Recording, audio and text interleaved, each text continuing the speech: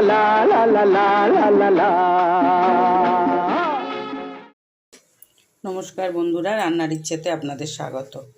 আজকে আমি আপনাদেরকে মটর ডালের কচুরি মানে ডালপুরি কিভাবে তৈরি করব সেটাই আমি আপনাদের সঙ্গে আজকে শেয়ার করছি। আমি এখানে মটর ডাল 100 গ্রাম নিয়ে নিয়েছি। পুরো 100 গ্রামই নিয়েছি। আমি এটাকে ভিজিয়ে রেখেছিলাম, ধরুন 2-3 ঘন্টা ভিজিয়ে রেখেছিলাম। এবার আমি সারা রাত ভেজাইনি, আমি কিন্তু সকাল থেকেই ভিজিয়েছি, 2-3 ঘন্টা ভিজিয়ে রেখেছি। এবার আমি এটাকে সেদ্ধ করতে দিয়ে দিচ্ছি।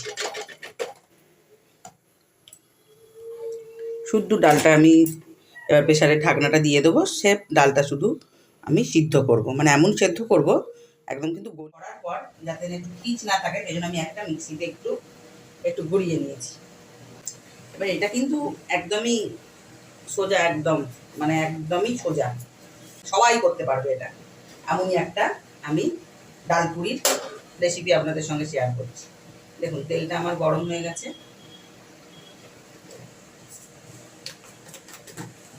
আমি এখানে সামান্য একটু কালো জিরে ফোড়ন দিলাম, একদমই সামান্য।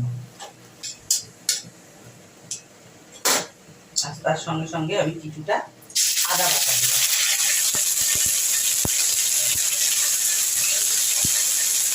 আদা বাটাটা একটু নাড়াচাড়া করে নেবেন, কাঁচা গন্ধ যেতে হবে বা কিছু।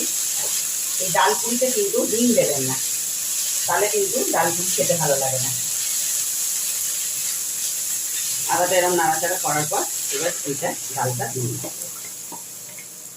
ডালে আমি কিন্তু কোনো সিদ্ধর সময় কিন্তু আমি কিচ্ছু দিইনি, সেই জন্য আমি এখন নুন কিন্তু একটু বুঝেই দেবেন। বেশি নুন হয়ে গেলে কিন্তু কচুরি ভালো লাগবে, ডালপুরি বিশেষ করে। আমি নুনটা দিলাম, এর সঙ্গে সঙ্গে আমি মিষ্টিটাও দিয়ে দিচ্ছি। মিষ্টিটা কিন্তু আবারও বলছি, নুন মিষ্টি এ দুটো কিন্তু বুঝে দেবেন। ভাজার পর কিন্তু মিষ্টি কিন্তু আর থাকে না, সেই জন্যই আমি এই কথাটা বলে দিলাম। এবার এটাকে আমি যতক্ষণই জল আছে, জলটা শুকনো পর্যন্ত আমি এটাকে একটু নাড়তে থাকবো। দেখুন এখানে আমি কিন্তু ডালটা বেশ এরকম শুকিয়ে এসেছি। এবার এখানে কিছুই নয়, আমি এমনি ঘরোয়া যে ধনে জিরে লঙ্কা, যে ঘরোয়া যে মশলাটা আমরা সবসময় করে রাখি, জাস্ট সেই মশলাটুকুনি একটু দিয়ে দেবো। বেশি নয় কিন্তু, আবারও বলছি, একদম অল্প করে ধনে জিরে লঙ্কার যে মশলাটা আমরা করি হামেশাই, যে ঘরে ধরুন করি, ঘুগনিতে দিই, কি একটু আমরা আলু মেখে খাই আর কি, ঘরে ঝালমুড়ির মতন করি, জাস্ট সেই রকম যে ঘরে মশলা করা থাকে, জাস্ট সেইটুকু দিই, আর কিচ্ছু দিতে লাগবে না। আমি আবারও বলছি, ডালপুরিতে কিন্তু হিং চলে না, হিং দেবেন না, তাহলে কিন্তু একদমই খেতে ভালো লাগে না। এবার দেখুন এটা কিন্তু ঠান্ডা হতে হতে কিন্তু এটা আরও বেশ খানিকটা টেনে নেবে। এবার আমি আপনাদের যে ময়দাটা মাখছি সেটা মেখে দেখাচ্ছি, কী দিয়ে মাখছি ময়দাটাও আমি।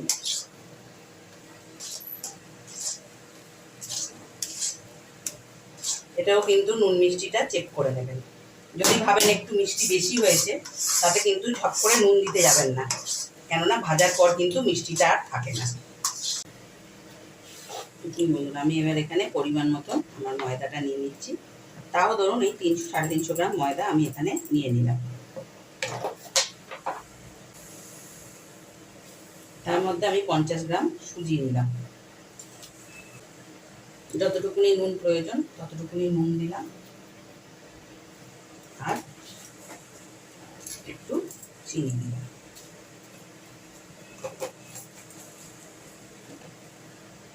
এবার এই শুকনো মশলাটা একটু মিশিয়ে দিলাম। এবার আমি এখানে বেশ কিছুটা ময়ামের জন্য আমি এখানে একটু তেলটা গরম করে নিয়েছি, সেই সাদা তেলটা বেশ কিছুটা এখানে দিয়ে দেবেন। কিন্তু একদম বেশি দেবেন না, যাতে খাস্তা হয়ে যায়। কচুরি কিন্তু একদম মচমচে মোটেই ভালো লাগে না। এবার আমি এটাকে একটু মেখে নেব। একদম আমি ডো তৈরি করে আপনাদের সঙ্গে শেয়ার করছি। এবার আমার লেচিগুলো হয়ে গেছে। এবার আমি এখানে যেরকম পুর ভরার এরকম ভাবে একটু বাটি তৈরি করে এই যে আমার ডালের পুরটা আমি এখানে ঠান্ডা করে নিয়েছি। এবার এখান থেকে কিছুটা ডালের পুর আমি এর মধ্যে এরকম যতটুকুনি দরকার এরকম ভাবে নিয়ে একটু এরকম স্পেস একটু গর্ত করে নিয়ে তারপরে এইভাবে বাটি করে এইভাবে মুখটা একদম যে যেরকম ভাবে আপনাদের সুবিধে সেইভাবে মুখটা মুড়ে নেবেন। ব্যাস,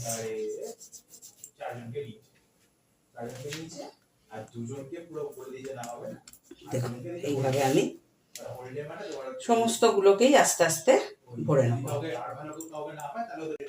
দেখুন আমি এইভাবে কিন্তু একটু এখানে তেল দিয়ে একটু হাতের সাহায্যে এরকম করে একটু প্রেস করে নিচ্ছি যাতে ভেতরের পুরটা সব দিকে চলে যায়। এবার একটু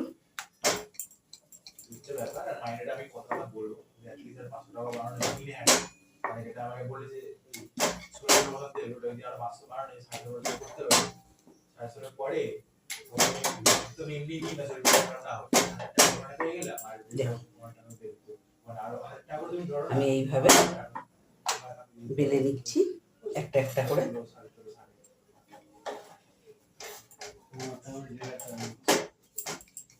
তেলটা কিন্তু পাশের ওটাতেই গরম করছিলাম যাতে একটু তাড়াতাড়ি হয়। দেখুন আমি এবার ভেজে নিচ্ছি।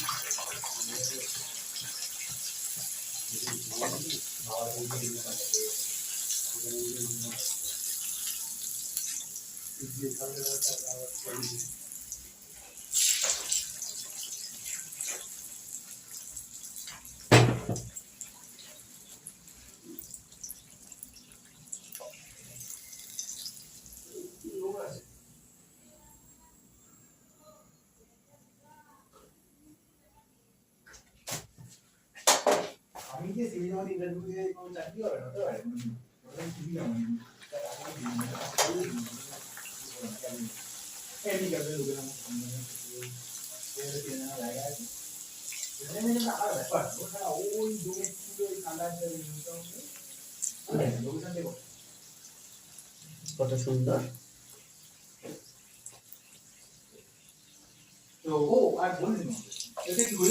আমার ডাল পুরি কিন্তু একদম রেডি।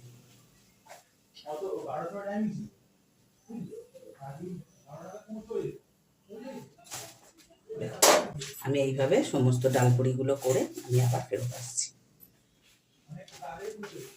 আপনাদেরকে এবার পরিবেশন করা দেখানোর পালা। এবার পরিবেশন করে আমি একবারে দেখাচ্ছি আপনাদেরকে।